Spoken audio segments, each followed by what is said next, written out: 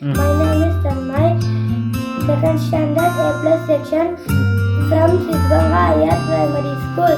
Today I will going to talk about national leader.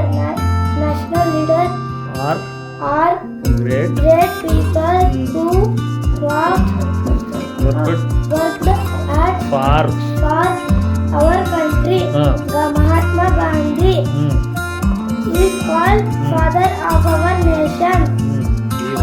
He was born on October 2nd, 1869. He believed in truth and non-violence. He helped India to get freedom from British. We all love